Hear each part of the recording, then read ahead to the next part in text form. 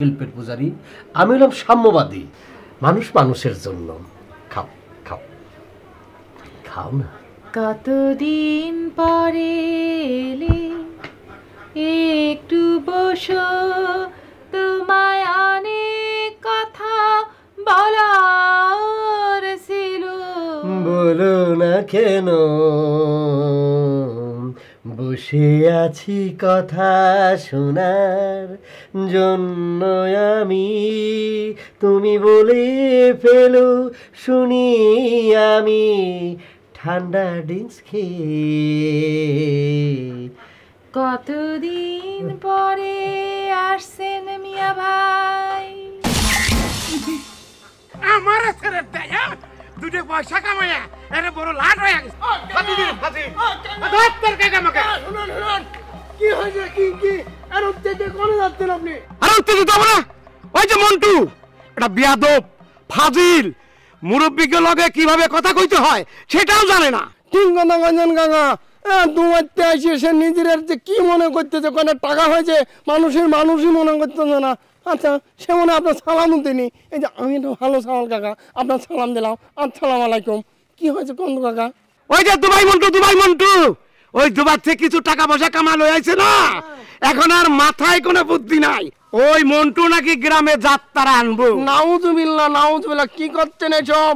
গ্রামে এসব কাজ গান বাজনা চলবে না, এটা সহ্য করা যায় না কাকা। আরে যাত্রা আনবি, গ্রামে ময় মুরব্বী আছে না, মেম্বার চেয়ারম্যান আছে না, তাদের সাথে একটু আলাপ সলাপ পরামর্শ দরকার আছে না। তা না, উনি যাত্রা আনবো, এখানে নাচানাচি করবো, এর জন্য আমি যাত্রা নিষেধ করছি বইলা। আর দোকানটা আছে না, হে মন্টুর পক্ষ হইয়া আমারে ফেরত দেয় যে যাত্রা আনি পারলে ঠেকায়েন। হনুমানাস উগান্ডার এত বড় সাহস, আপনার থ্রেট করে, আপনার মতো একটা মুরব্বী মানুষ থ্রেট করে, এটা কিন্তু খুব খারাপ কাজ করেছে, খুব খারাপ কাজ। আপনার সাথে কি কোনো আলোচনা না করি যাত্রা নিয়ে আসতে গেছে নাকি? আরে না, সে কোনো আলোচনা নাই, তারা নাকি টাকা পয়সা দিয়ে ফেলছে, সে যাত্রা আনবই। আমিও কইছি যে শোন বেড়া, এই গ্রামে কিভাবে যাত্রা আনিস সেটা আমি দেখাই সারুম। ঠিক কথা বলছেন কাকা, আমি আপনার সাথে আছি। কি করে এই গ্রামে যাত্রা নিয়ে আসি দেখবো, নাচ গান করবি গ্রামে, কত বড় সাহস। আচ্ছা কাকা, কোন নায়িকা কিছু কয়েছে? এক থাপ্পড় দিয়ে গাল ফাটা দেবো। ওগুলো এক শয়তান, এটা আবার নাইকো শয়তান, নাকে নাকে কথা কয় আর কইতাছে কোন নায়িকা আনবি। ওই ফাজিলের ফাজিল, কোন নায়িকা আনবি সেটাকে আমি জানি?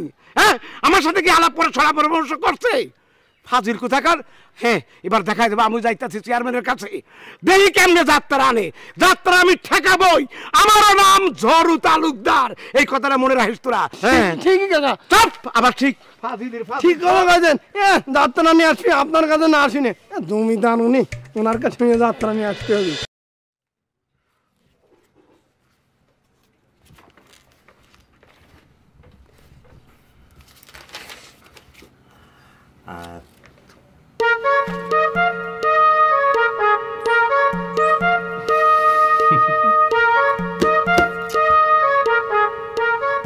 তুমি আমার দিকে ওভাবে তাকিয়ে আছো কেন? মানে আমাকে কি অনেক সুন্দর লাগছে দেখতে? আচ্ছা ঠিক আছে ঠিক আছে, আমার দিকে তাকিয়ে থাকতে হবে না। তুমি বঙ্কিমের এই বিড়াল গল্পটা পড়ো।